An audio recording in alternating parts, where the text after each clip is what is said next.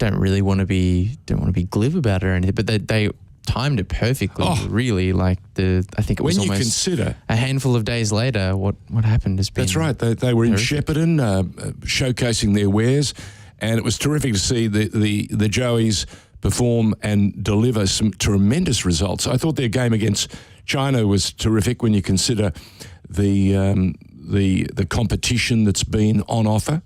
A pretty productive result, a pretty positive result. Brad Maloney would be pumped, do you think?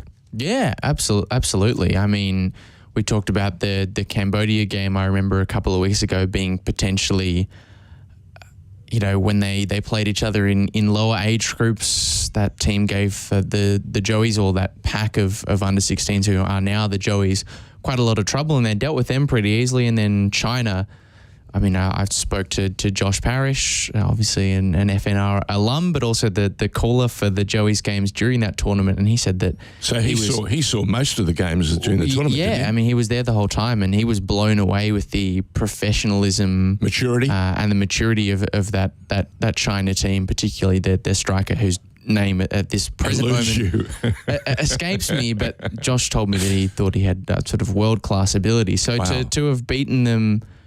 not soundly, but, I think it was 3-1. Yeah, 3-1. It's a fairly comfortable scoreline. It helps when China obviously go down to 10 men in the way that they did. But, yeah, I think that's a great result, and it's been very rare for Australian national teams in recent times that not only do we automatically qualify, but we do it with minimum fuss. So I can't remember that's I was the just last going to time say, that's happened to that's a very good point a you national make. team. We've had an awful lot of critics, and rightly so, complain that they haven't seen the sort of growth and the sort of vitality and creativity shown by our junior sides.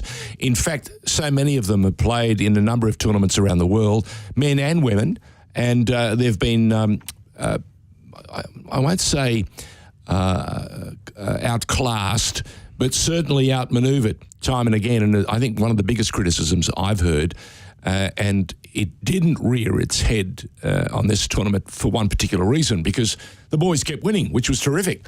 But one of the criticisms is we don't seem to have those mature thinkers and playing with a style that fits the Australian mentality. It seems to me we're trying to play someone else's style of football. But it appears, as Josh alluded to, and as the results show, that this young side is filled with talent, and there's a young man out of Adelaide that just continues to score goals. He just has this appetite, and you reckon it's in the DNA? Well, I mean, it must be, and long may it continue. To be honest with you. Are there any other younger members of the family coming through? Well, I wouldn't know. I mean, I hope so. Yeah, I hope so. I really do. It's just wonderful stuff to think that we've got an incredible pipeline of talent just around the corner. We're seeing some other members of the family showcasing their wares. We've got another family that has already, started the season in outstanding fashion, young Garen Quoll. We're seeing him making his way. When is he likely to make it? Is it January? Yeah, the transfer window when most of the movement happens. He's been with the other Australian national team that's been playing recently. Of course, the under-20s. I'm pretty sure he's been playing and scoring. I was going to say scoring goals. I've only seen him score goals so far, but it was a very good one against India. It was almost so good it was worth two. But the Quolls are not the only family either, George. Obviously, we've seen Alassane Toure have a very solid start to the A-League men's season. He had a starring role in the Australia Cup run that they went on, but we know that Moussa Toure, the youngest of those three brothers, 15-year-old, made his debut for Adelaide against Wellington. So, yeah, there does seem to be a bit of a pipeline within.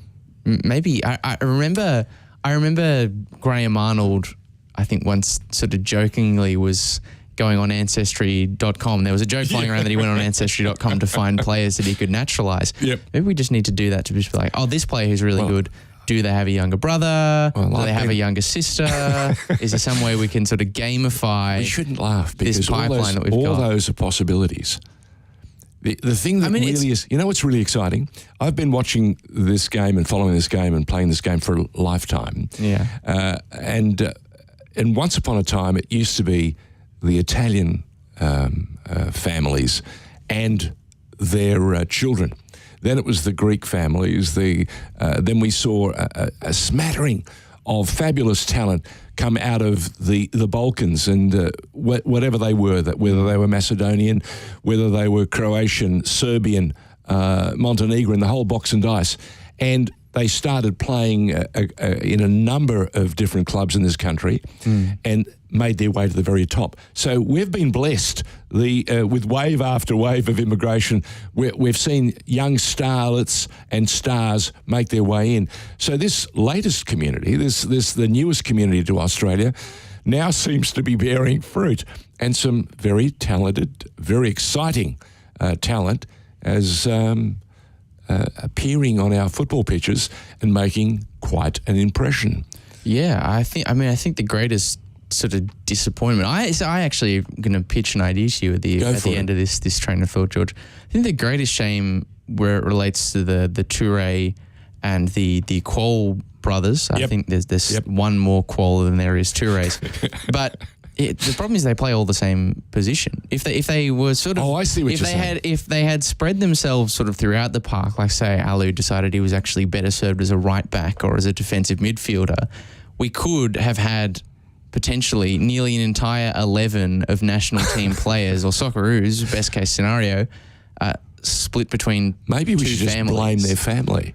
Okay, so here's my idea. I put this out onto the internet, into the cyberspace. Yes, I think it was during the Central Coast, one of the Central Coast games in the last couple of weeks. Yeah. Surely we've got the World Cup break coming up. There might be a bit of time where there's not a lot going on, or maybe the end of the season we had the All-Stars game. Where are you going with this? We were trying to do something a bit different. Well, we've got these two prominent, talented footballing families, a number of whom from both families are playing football in the A-League or have played football in the A-League. We've got spit it out, Lachie. We've got the Toures. Yeah, go for it. So we have the three Toure brothers. Yeah. Right? Yeah. Al Hassan, Mo and Musa Toure. Yeah. All of them have played for Adelaide. Some of them have gone on now. Yeah. And then we have the Quol family. So we have Garang, Alu, Teng, who I don't think he's made his senior debut yet, but he's been doing quite well in the Mariners Academy. And then the youngest is Didi, who's I think now I've heard has maybe gone across to the Mariners too. Can we have a 3v3 game? Yep. You know, I know that Mo is I think in France with Reims. Can we just bring him back for just one game? Just have a little 3-on-3. It could be like if we have another All-Stars game. Yeah. It could be like the halftime entertainment. Well, here's Quolls versus Toures, a family versus family. I don't mind it. Here's my thought to you. Okay. Go and find a sponsor. Okay. And we were talking about. I'm more of an ideas. I'm more of an ideas man. I was thinking along those lines in that we can't have an all-star game at the moment during this period because so many of them we be out of commission or not allowed to play. But this would be a very interesting exercise. And because of the format, it might fit beautifully.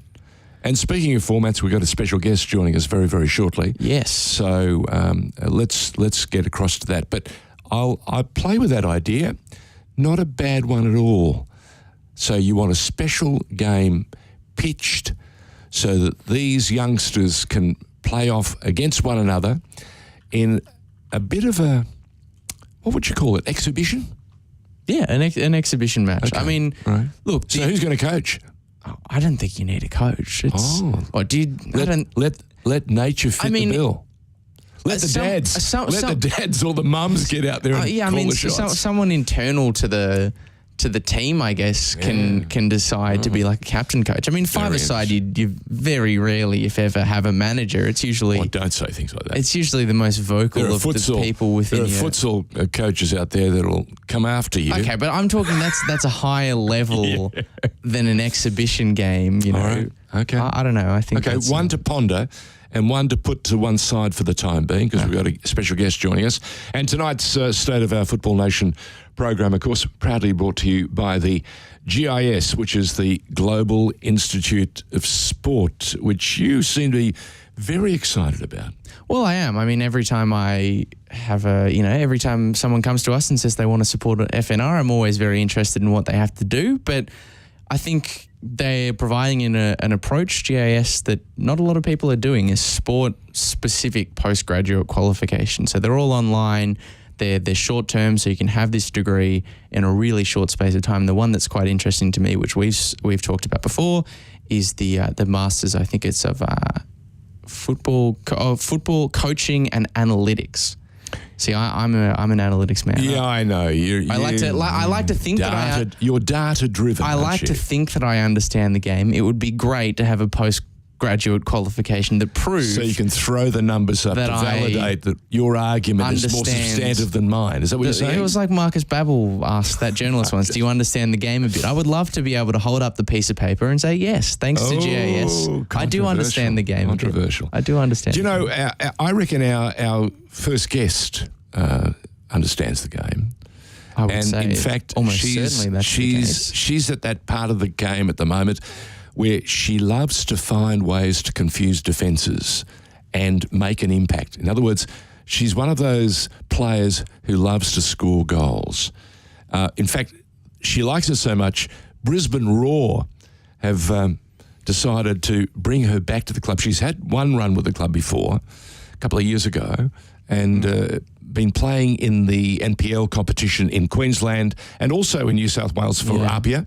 So New South Wales most recently, this will be I think a second straight season with Brisbane Roar. She had a good sort of prolonged run in 2021-22, obviously in and amongst all the sort of change fixtures and everything. Grabbed a couple of goals, but yeah, she really had a standout season with Apia Leichhardt and the New South Wales NPL, where I'm pretty sure they finished premiers. And Apia have a reputation and have had of being able to put men's and women's teams onto the pitch. Well, I mean, that are truly competitive and play a really attacking style of football. Their women's team on paper was one of the best I've ever seen at NPL level. New South Wales is generally considered to be the strongest women's NPL competition, and I think it's hard to argue that their squad was pretty much composed of players who either were active contracted A-League women's players, former A-League women's players, or players that off the back of their performances for Apia, someone like a Claudia Chico, who's now at Wellington off the back of her performances as a young defender for Apia,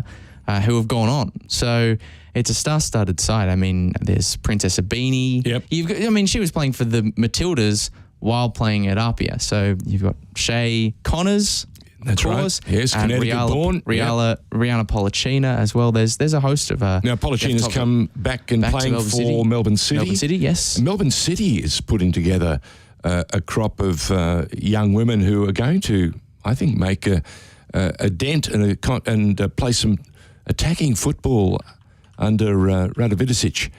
And I think we might see City go pretty close this year. They don't like giving too much away to victory, and especially in the very week where there's another derby just around the corner.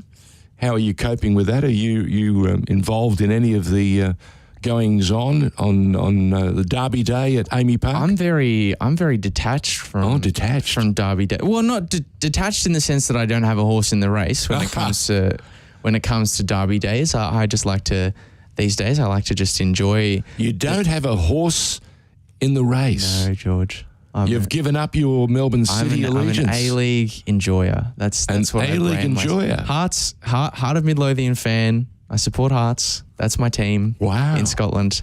I'm an A-League enjoyer. Okay, I love them all equally. So I've said to you before, this is a wonderful place to be, but come match time, for those 90 minutes, you should be able to put your allegiance in one side of the bin. No, of course, but I just don't feel like I don't feel at the moment like there's a team that's pulling me significantly in one direction or the other. Wow. So I just want the A-League to be strong, and I want all teams to do well. I just want everyone to have a fun time, George. No, I want them to play good entertaining football as well. But I think hopefully that's what we'll get. And my own detachment from who I want to win in this game seems to be pretty secondary to what's actually going on, because the ticket sales seem like they've been pretty strong for this game. Yeah. There's sort of talks of, I don't think it's a confirmed sellout yet, but talks that it's getting into that vicinity. I always get very uppity when I hear the word sellout thrown out there. Yeah? It's not a sellout until every seat in the stadium is filled. And it's been a little while since every seat, or just about every seat, was sold at Amy Park. That's true. And I think I was there the last time when it was absolutely packed to the rafters. The 18,000 figure that Victory got last week in that game against Western Sydney, which was a brilliant atmosphere. Terrific. That was, I think, their highest crowd since the pandemic. You played a huge hand in Victory's demise last week. How so? You pumped up the special guest, young Caleb Neuenhoff, who worked for us on Thursday night, and he sounded very relaxed, very ready, very mature to take on Victory. And remember, he said to us, they're pumped and they're ready to go. We inflated his tyres a little bit Did too we much. not? George, Did he? He came out and bossed that game. Yeah. Did you imagine that was going to be the case?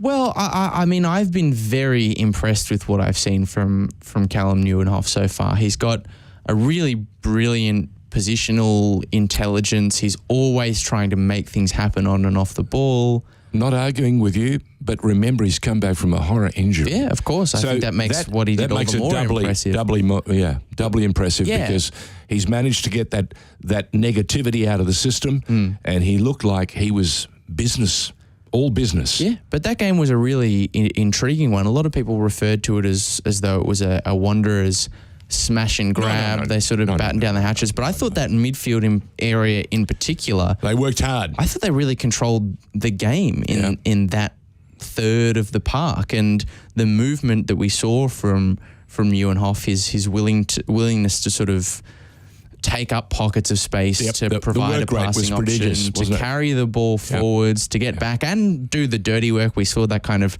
rugby tackle he did in the second half. Sorry, is it a rugby tackle or a league tackle? It's probably more of a league tackle. Yeah, I was going to say. It was less gruff, wasn't it? Correct. But that's I know some people have very strong opinions about those sorts of challenges and what kind of a place they serve in their game. They serve one place, either yellow card or a red card. Yeah, depending. I mean, it was a challenge that he needed to make. It wasn't malicious. It's actually, I think, displays a maturity beyond his years to know that I've just got to cop the card here. No, I think he has that precious ingredient that we speak of, but we don't make too public a thing about it, because it's currently not that fashionable, and it's called mongrel. And you need it. With that? You need it. It's that fire. It's that desire to make sure that it's you or your opponent. Yeah. And in this case, you want to emerge at the top. And that to me was very much on show. And I thought Victory were in a classic position to deliver and get the results. But they were outmanoeuvred. They weren't disgraced. And I tell you what, they'll be fiercely hungry to make sure that come the weekend, they not only take on the undefeated Melbourne City, but they spank them. The Wanderers really lifted up, circled, highlighted, and pointed, tapped the rest of the league on the shoulder as to the chink in the armour that Victory have got this season. If you're able to get the lead before they do, and you're very defensively organised, you don't give them a lot of space to create and gaps in behind, you can suffocate them. You can negate their potent attack, and you can't help but wonder to what extent City are going to factor how last Saturday night panned out for Victory. What were the circumstances that led to their defeat, and wonder how much of City, or how much of what happened that night do City plan to incorporate into the game this weekend? I don't think it'll necessarily be that much, but I think they would do well to heed the warnings of the last time these two sides played, which was a game where Melbourne City tried to dominate the ball and Victory hit them on the break. They lost 3-0. It was a pretty comprehensive defeat that night. Yeah, they did. I think they could go a lot worse or do a lot worse than trying to incorporate some of the elements that the Wanderers used to Victory's disadvantage. I have a sneaking suspicion that the game against Sydney the week before might have come back and hurt Victory, in that there was an awful run of emotion, and they might have spent some and not been flat, but didn't quite have the same hunger, because they were ferocious in Sydney in dreadful conditions.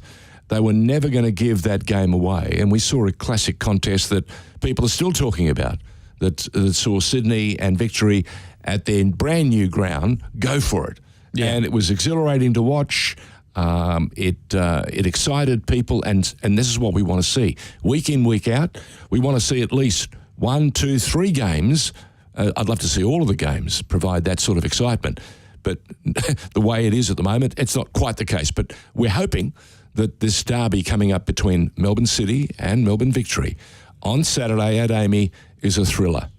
And I want both sides to go at it hammer and tong. You can tell that the coaches are ready. Tony saying absolutely nothing. Patrick Kisnorbo saving all his bullets for tomorrow morning with a presser to the media. Well, let's see what that has involved with it. I'd love for him to do it today or even yesterday. Give us 2 or 3 days to sizzle with the commentary, but clearly they're... To be fair, they're both coaches who keep their cards pretty close to their chest. Yeah, well... I don't think they're necessarily the most open with what they plan. We need to get in there and shake them up, I think. Possibly.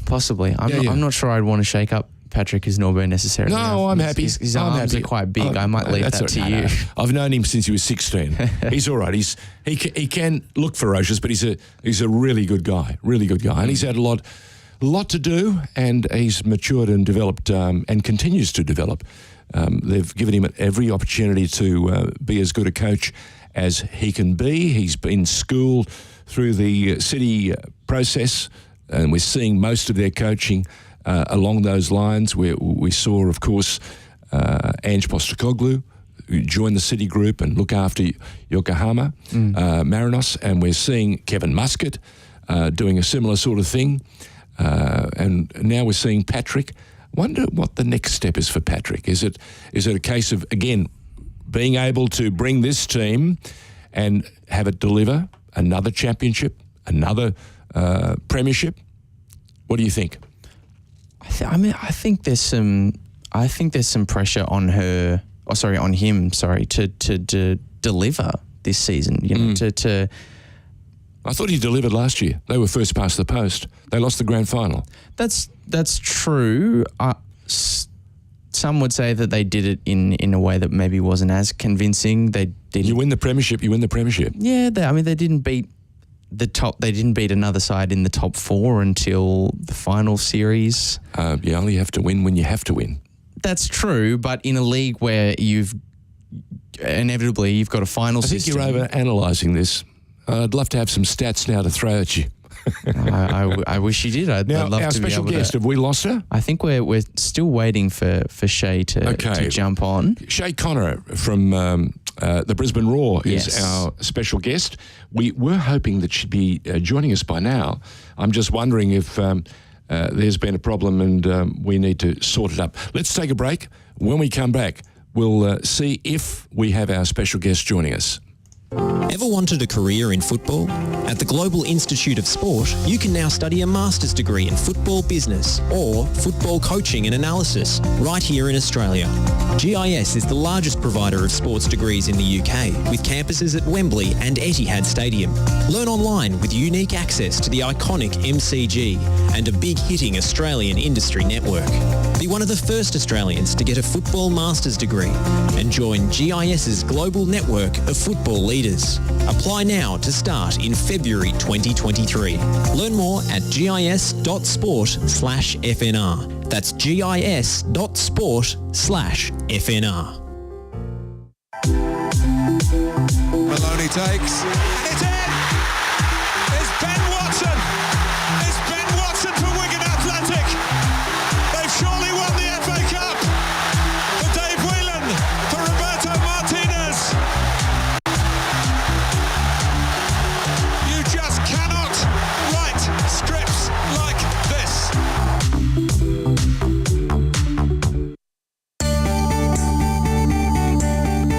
We are more than engineers.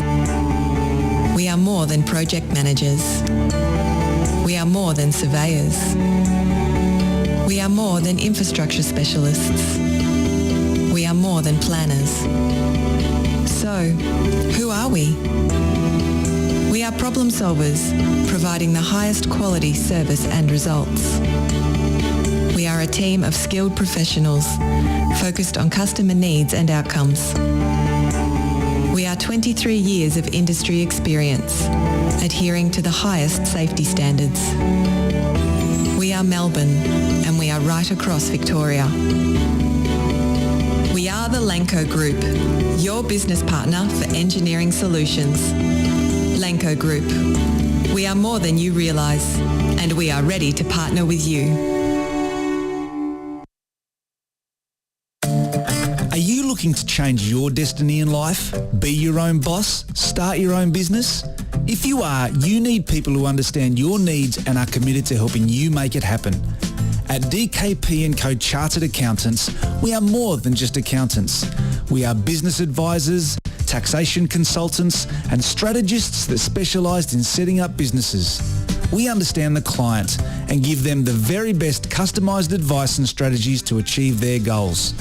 Visit our website dkpco.com.au or give us a call today on 03 9023 9370.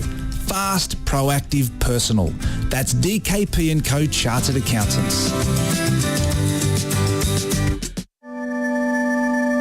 With this great sporting nation who has yet to embrace fully the world's greatest game, and for so long of trying to have the game accepted.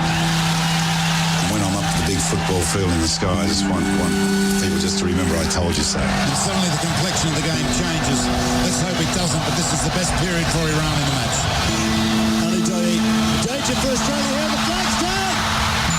It's an equaliser! You just feel for them, not just the boys, they are representative of so many people who make this game their life. It's just, I can't say anything, mate. All right. Especially as they have the impetus. Aloisi, Cahill, Tim Cahill has done it again! What a goal by Tim Cahill! 2-1 Australia! Oh, it's a wonderful moment in Kaiserslautern! And Tim Cahill has come off the bench and maybe won the match for the Socceroos.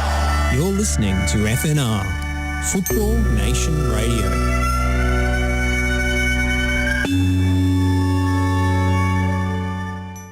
Ever wanted a career in football? At the Global Institute of Sport, you can now study a master's degree in football business or football coaching and analysis right here in Australia.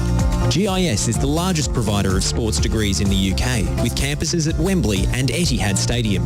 Learn online with unique access to the iconic MCG and a big-hitting Australian industry network.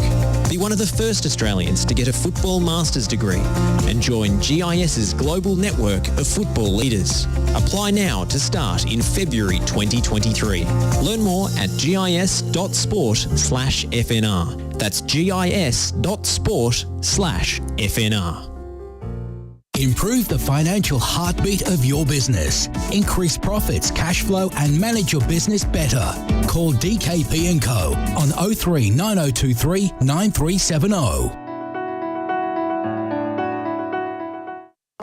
Penalty conceding kind of situation, but Atkinson did well. Oh my goodness! Oh my goodness! Have you seen a more freakish goal in A-League history? Riley McGreen with a scorpion kick into the top corner. It's one of the most amazing things we've ever seen. Come on, Ernie, on your feet. to FNR, Football Nation Radio.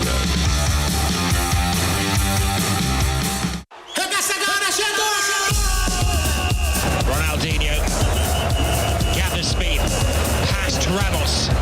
Elguera comes to meet him. He goes past Elguera. Ronaldinho at his very best. Unstoppable. You're listening to FNR, Football Nation Radio.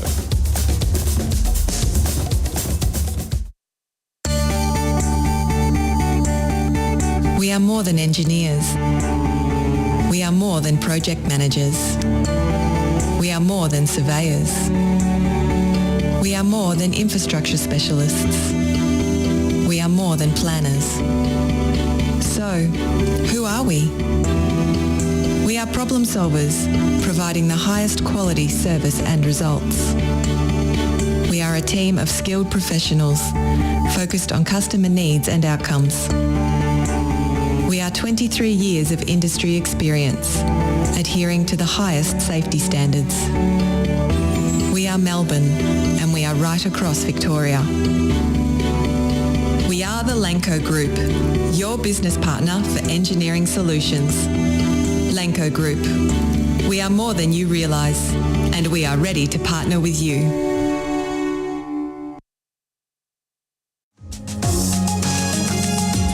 You're listening to the State of Our Football Nation on FNR. Whenever I hear the word Lanco Group, I think of Tony Georgiadis and the team at Lanco. If you have something that needs attending to, an engineer that knows their way, they're great problem solvers, reach out to them, the Lanco Group and Tony Georgiadis. By the way, we're talking about State of Our Football Nation. And as it is and has been for the last couple of weeks, proudly brought to you by the GIS Global Institute of Sport, which has some new campuses in this country, in Sydney and, of course, in Melbourne. And the one and only Lachie Flanagan has put his hand up. I think he's wanting, what is it? You want a master's and football coaching and analysis, a master's in football coaching and analysis. Of course, I'd have to complete my undergraduate degree first. That is a pretty important prerequisite of any postgraduate study. Let me put you through your paces. Let's get this in there and let's see what we can come with. Well, this is the joy of working in broadcasting. We've got a very busy round of A-League men's. Indeed we do. We are about a month away from watching the Liberty Women's League start. Yeah. You excited? I am. A whole bunch of new players. Honestly. New teams, new competition. Can I be completely honest with you, All right. with you, George? Yes. I would say that my excitement, and I there are some reasons for it, but some of it is also just a general vibe or a feeling that I can't quite put into words. Yes. I think my excitement level for the A-League men's season starting would have been at around 7.5 and 8. Yeah, there you right. go. I was looking forward to it, but maybe with some potential, trepidation. For the Liberty, the A-League women's season, it's a 9. It's a 9. I'm so excited. I don't know why. What specific reason it is? World Cup looming. That's what it is. World Cup year. Every player. Let me just jump in here. No, go for it. Every young player, every player in this year's women's A-League competition, if they really dream about playing football at the highest level, they are going to be auditioning to play a role in the Matildas campaign, you would hope, come the World Cup next year. Yeah, absolutely. 9 months away or thereabouts. It's going to be. And I'd be wanting it. Of course. It's going to be tough because obviously Tony Gustafsson has already said, with the caveat that making any World Cup. You knock the door down every week, Tony Gustafsson and others will be watching. He said that the squad they've got now is largely what they're going to stick with, but we've seen a lot of injuries, and if anyone's playing so well, I've got a question to the point for where you. they make themselves undeniable. How many teams are we going to have in the new W League competition? Well, we're going to have an extra one this season. Yes, how many are we going to have? I think it would be 11. Okay. How many goalkeepers in those squads? Well, 20. 11 potentially, right? There'll be more, but 11 straight up, okay? We have not, in my opinion, found the next Matilda goalkeeper yet. No, I think that's fair. We haven't. What I've seen on display has been good. But for me, I want to see someone rip the house down. I want to see someone absolutely elevate themselves and show me poise under pressure, no flapping, come out for the ball, claim the goal area, claim the penalty zone as yours. Now, if I see that in a young woman or a young goalkeeper, I'm going to anoint them. And that's what's got to happen. And I put it to you that if you believe you are the best in your team or the best in your area, we'll make it happen. Put your hand up and say to yourself, I want to be in the Matilda squad. Yeah. And if you knock the house down every week, and I mean, even if your side gets beaten and you put on a show, I'm going to be, pushing and promoting you at every opportunity, because I don't think we have one yet. We haven't got someone in there that I feel absolutely have enormous faith in when we're playing against those really clever sides from Europe and the Americas, where they dink, they hit the ball with power, and they're up here, always trying to intimidate us with everything else. I need a goalkeeper for the Matildas, or a couple, in fact, who are going to be locks for the position, because the current duo or three that are up there, Mackenzie, really good young keeper, the Melbourne City keeper who's been the national keeper. Melissa Barbieri? No, not Barbieri. Lydia Williams. She has her days. And unfortunately, with the World Cup, you've got to play 9 out of 10 every game. There can't be dips in form, and I think technique is absolutely essential. So that's why I think the A-League Women's this year, the Liberty competition, which starts midway through next month. Yeah, I think it's November 19th. Okay. November 19th is the start date. And one of the other reasons I'm excited about the season, George, not just the presence of a new club in the competition, which I think always gets me excited. Gets me excited, and as a byproduct of it being Western United, having a few more NPL Victoria women's players making a step up to the competition. But it's also the fact that we'll have a new format of broadcasting the A-League Women's as distinct from the A-League Men's this season. We've seen the announcement of the sort of magazine sort of concurrent program where the simultaneous kickoffs will be covered by a goal rush style content offering in addition to the regular streams of the matches. So Are we getting an all-access pass? Are we likely to see what we're seeing for the men, which, by the way, was pretty good? I would imagine that will comprise the series of all-access documentaries, but I would say with a more relaxed format, with a sort of having to be across a number of different games, you're probably going to see a bit more. Have you seen the latest messaging from the league as well for 16 and under? Yeah, they can enter the Liberty Pass. The Liberty Pass. Explain it for those that haven't caught up with it. Well, I think it's any person under the age of 16 who's a registered footballer can attend if they register for at any of the grounds. Liberty Pass. They can go into any Liberty A-League game or A-League Women's game free of charge. Well, I say no questions asked. There might be some questions asked. Are you under 16? We want to see your ID. Prove that you're under 16? But other than that, you can get in free of charge, which that I think is. By the way, if you show me a driver's license, you're in trouble. Yeah, that's a big problem. Learner's permit. You're just sneaking in. No, 16 and 9 months, isn't it? Yeah, but you can be 17 and be on your learners. You can be 18 and be on your learners. Anyway, let's not get bogged down in the technicalities. I think that's the fundamental reason why I'm excited for the A-League Women's competition more than I was for the men's starting, even though I was excited for that too, is the A-League Women's is shaping as a season where there's going to be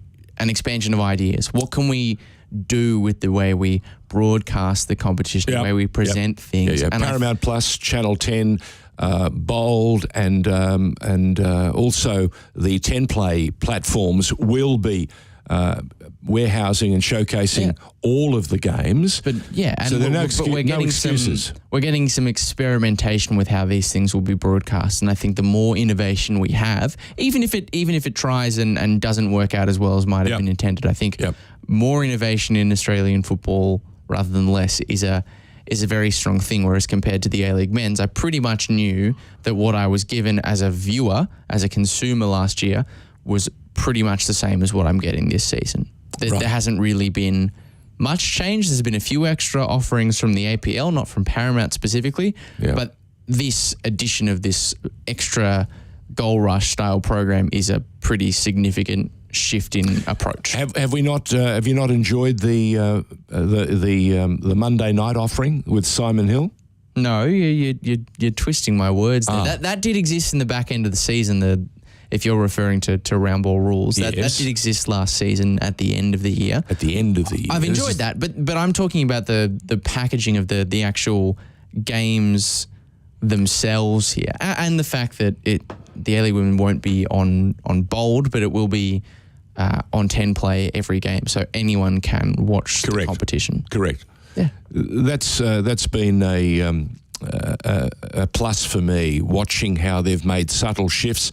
The one thing that I want to see from Paramount Plus is that platform have pause and rewind. Yes. If you can give us that, that's a big step up. I might add to you that there are a number of other platforms that we use these days that don't provide that, and I don't hear the infernal or the internal complaints that I'm hearing for the football, but that's probably the audience as well. I think they're pretty I think they're pretty justified complaints personally. I think my biggest complaint last year was, of course, getting home after the game and wanting to see the replay.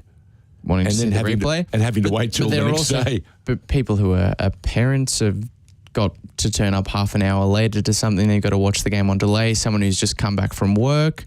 There are plenty of people who will be working during games and they don't want to watch from the 30th minute mark and have it spoiled for them. They want to go back to the start. It's one of the best things about, slightly different, but it's one of the best things about if you're not a morning person, for example, and you've got a slew of 6:45 kickoffs in the Premier League.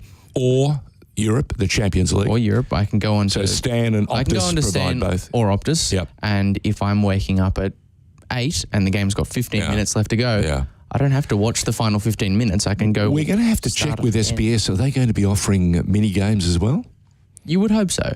You would think with the number of games on offer, especially, they're going to be some games, that are physically impossible to watch at the same time. So you'll have to have an array. I wonder, we won't have a goal rush during the World Cup, will we? I think there will be a goal rush, though. I don't think there's enough simultaneous kickoffs, perhaps. So here's a question without notice. Sure. Does Neymar get to play for Brazil? Or does he spend the World Cup in court? On what grounds? Huge fraudulent claims that have been brought up against him and his family. I must say I'm not familiar with those claims. You need to get out more. Yeah, that's a good lesson, just unrelated to that piece of news. So, stab in the dark. Do you think Neymar presents well and leads Brazil to possibly another World Cup? I mean, a successful World Cup campaign? Or does he spend the time in court? If he's a convicted fraudster, then no, he shouldn't be at the World Cup. But if not, sure. I think Brazil would be better. I mean, they're probably one of the favourites for the tournament, so to lose Neymar would be a pretty big blow. They've got some talented players, I guess, waiting in the wings. Absolutely. You've got that Let's sort of get luxury. back to the A-League and the games coming up this weekend. Sure. We've touched on, lightly on the derby, the Melbourne derby. What are your thoughts? Yeah, I know that you don't have any allegiances anymore, so, be brutal, call it, because I'm going to hold it up against you next week. Well, it's a tough game to predict. I think it's Victory's home game. Yeah, it's a Victory home game. And they're snarling because they lost last week. They are. So is that enough to get them over the line this week? It's not an ideal lead-up time for them by any stretch, but I think they will be buoyed by the last time these two sides played one another. victory pretty comprehensively, had City's number with the way they set up. And to be perfectly honest with you, I don't think Tony Popovich's approach to how the broad brushstrokes will change concepts of what he wants to do have changed too much. No Gamulka for City. Yeah, and that creates an interesting conundrum as to... He serves only a one-match suspension. Well, there were some people who thought I thought a straight red gives you 3. I don't think it's automatically 3. I think it's 3 if it's your first red card offence, and it also depends on what the red card is. I mean, we saw Jordan Elsey have his second yellow to create a red card upgraded to a straight red, and he's now serving a 2-match suspension. Right. So I think the severity sort of plays into it and everything. You saw the Gamulka challenge? Yeah, but I think one match is fair. Would you give it a yellow or a red? I think red was a fair call. Really? Yeah. Wow. I think it was a fair call. Geez, just remind me that if we have a corporate football night or a football afternoon, that we don't get you to do any of the refereeing. No, I'd much rather do the playing, so that suits me just fine. And what position would you play again? Anywhere that isn't goalkeeper. And there's no opportunity. Right. There's no opportunity for fullback in. Last time I spoke to young Van Nistelrooy, who's the Brenton Van Nistelrooy, who's the Wellington Phoenix PR guy. He said to me, "We'd love to do an interview on FNR's State of Our Football Nation, but we got the team flying in from New Zealand because they can these days." It must be very strange for them to be actually at home and having to fly to Australia now to play an away game. There's probably... They haven't had to do it for 2 or 3 years. There's probably some flashbacks going on. Like, I'm not sure if I want to fly back to Australia because last time I did it, I couldn't get out for a very long time. So what are your thoughts? Who do they play this week? Well, they've got Newcastle Jets, so it's one of the Saturday 5 p.m. kickoffs. So Arthur Pappas, has he stopped jumping around? After that late goal last week that enabled the Jets to claim the points, I saw him doing a dance there that I thought was beyond him. Clearly it's not anymore. I thought it was a justified dance. I thought because, Newcastle Jets showed something that I don't think they've shown a lot of. What, an ability to score goals? No, not an ability to score goals, but an ability to win when they weren't at their best. I don't think that was. Yeah. I don't think they gave an terrifically taken goal. Yeah, it was brilliant, the finish from Mikkel Tadze to seal it. But I don't think Jets they gave an amazing account of themselves in that game. Okay, so Newcastle Jets up against the Wellington Phoenix. I think, George, honestly, that this is a sleeper agent for best game of the weekend, like most entertaining game of the weekend. You don't normally throw this out there like best. You save best for very special occasions. So you're thinking the Melbourne Derby is going to be a fizzer? No, I'm... You're willfully misinterpreting my words here, George. I'm being commercial. Just because I say one. Anyway, I don't think it's going to be... I think it will be the best spectacle of the round by far. Okay. It might have the most drama of the round, but I think the Wellington-Newcastle game has the potential to be the most... And I'm happy to be wrong about this. Yes. Because I'm going to the Derby. I'm not going to be in Newcastle. But I think it has the potential to be the most engaging footballing contest of the round. Newcastle, as we know... Give me a score. I think win, lose or draw. I gave my prediction on the Oz Football Hour earlier this week. I think I said 3-2 Wellington. Wow. I'm going to stick with that. Okay. I think there'll be goals. So despite the fact that you've pumped up the tyres for Newcastle Jets, you think Wellington have got the goods? Well, They've got enough finish in them. I didn't get as much of a chance to pump up the tyres of Wellington, but I think they've had a very solid start to the season. They probably should have had a win to their name. They've played pretty well. Some of the players they brought in have had a really solid start. Jan Sass is obviously the exception to that, but Ugarkovic has been brilliant in the couple of games he's played at the base of the Wellington midfield. I'm really impressed by what they've done so far, and so I have a lot of Wellington faith in... to edge out the Jets in a thriller. I think in it a could thriller go, that could be the game of the weekend. I think it could go either way. Next game. Go through the schedule for us. Okay, so we've covered. Let's go back to the start because the opening game of the round I think is a really important one. Tomorrow? Yeah, it's Western United at Amy Park up against Macarthur FC, 7:45 p.m. kickoff. Okay, before we go any further, Western United have not had the start they have been looking forward to. No, I think that's putting it lightly. It's almost been they'd lose this game as well. I think it would be a nightmare start.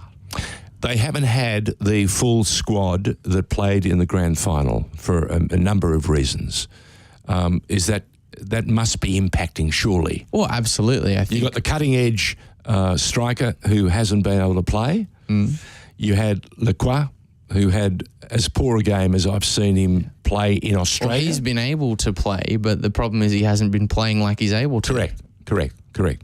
So how does Johnny Aloisi find a way to provide them with that necessary spark that gets them over the line? Who do they play? They play Macarthur. Okay. Oh, gee. It's a really tough one because Macarthur's going to be looking to gain a big foothold in the competition with 3 points. And can they do it? And John Aloisi has confirmed that Alex Prijovic won't play in this game. I think he has an ongoing toe problem, I understand. I'm not sure the specifics of it, but what you don't want is plantar fasciitis. Yeah, but you can't really fill an Alex Prijovic-sized hole with any of or quite in the same way with any of the options that Western United have got. And that's not to say that the other options they have are bad. It's just that there's not really anyone with the physical, technical profile to do everything that Prijovic can give to that side.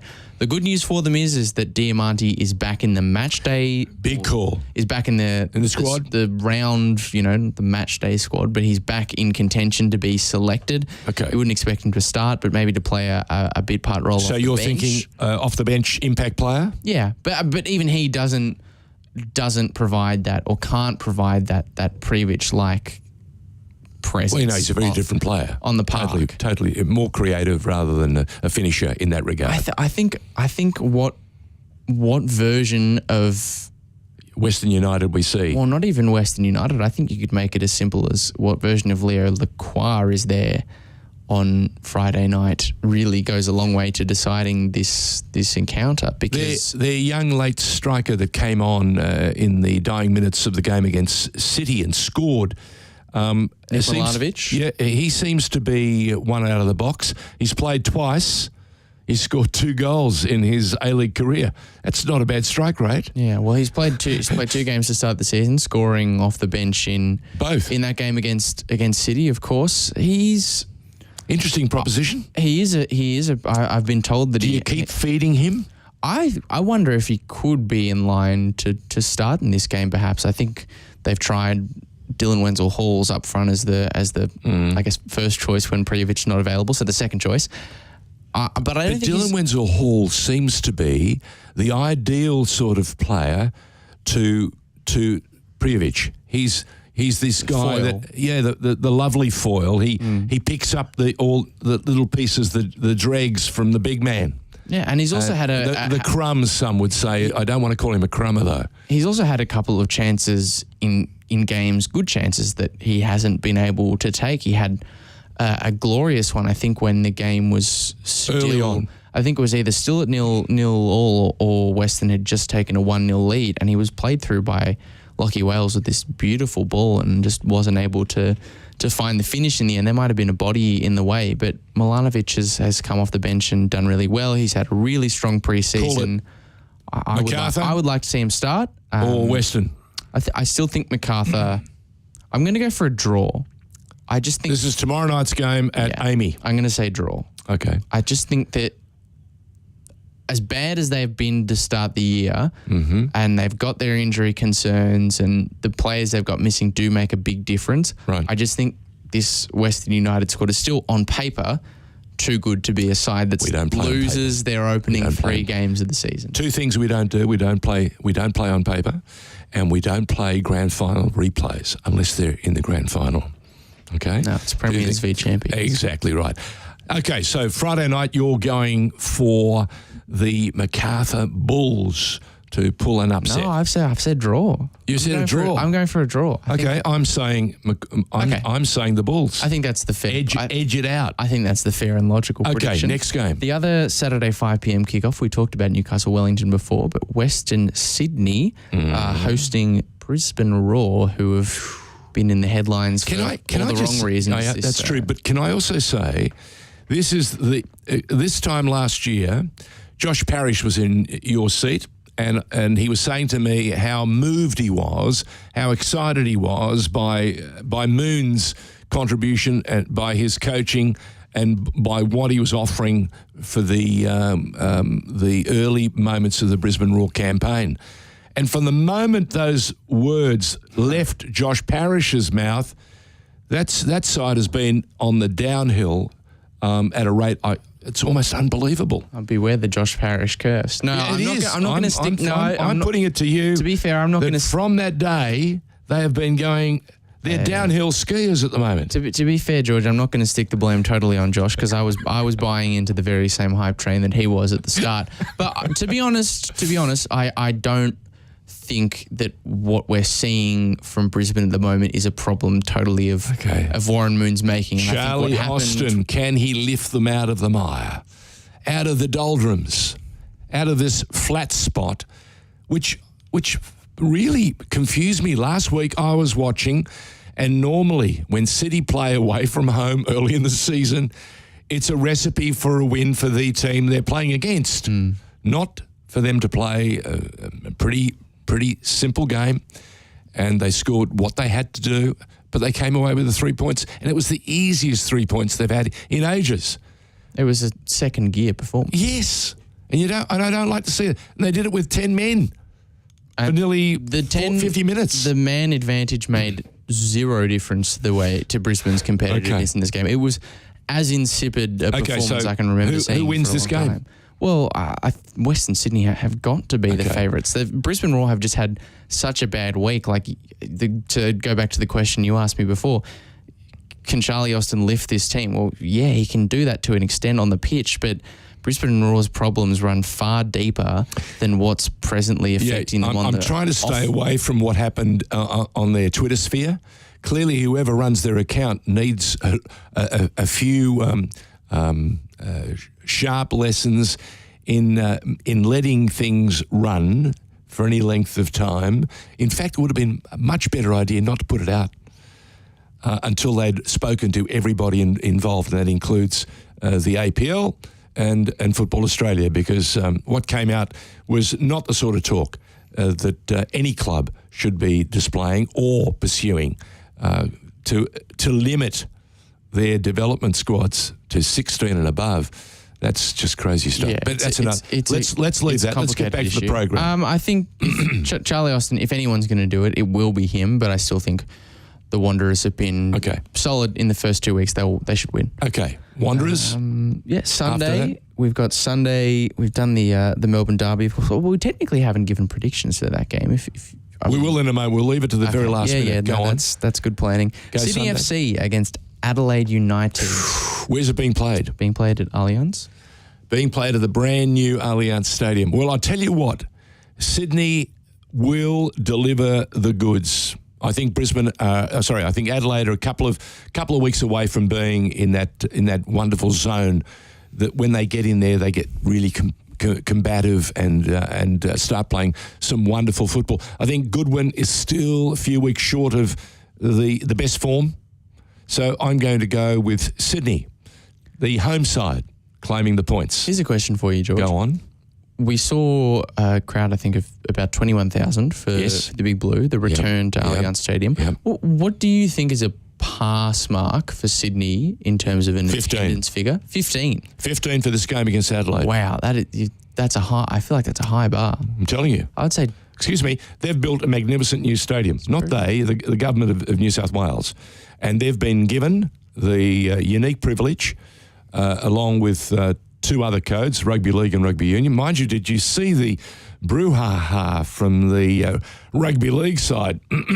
I did, but I think I'd prefer not to acknowledge it. Yeah, I know. That just goes to show you the level of entitlement from the Rugby League club that thought it was their ground, and how dare anybody else use it? Yeah. It smacks of anytime there are demands on the MCG, and we hear commentary from the AFL saying, "Oh no, that's our ground."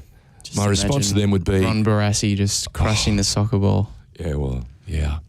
Well, That image anyway, always sticks around in my head. let's get back to that fixture list. We're talking Sydney over Adelaide. You're thinking a draw?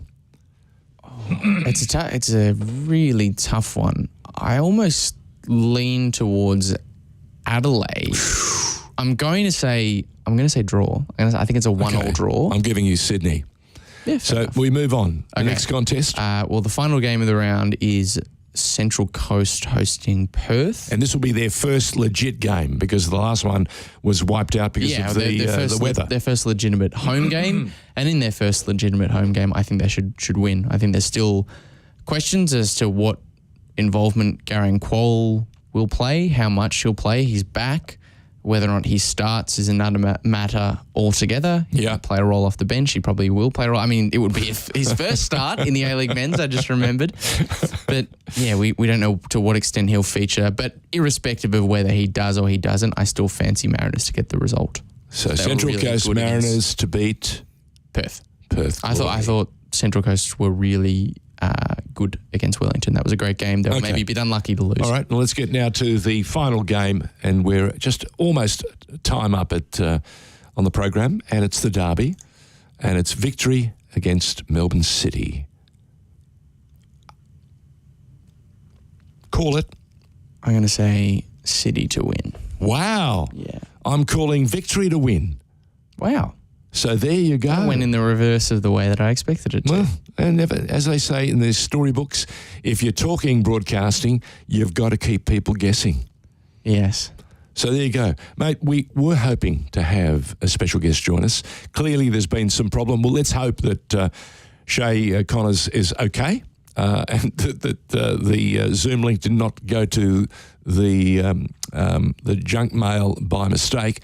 But let's try and get her on if we can in the next couple of weeks because we've still got a few weeks before the start of the brand new Women's League. Indeed. The Liberty competition, which you're very excited to look forward to. Yeah, 9 out of 10, as All I right. said. Until next week. Farewell. Lachie Flanagan, George Danikian, and once again, we thank you and our sponsors for the contribution they make each and every week. And without those sponsors, programs like this one and a host of others simply wouldn't take place.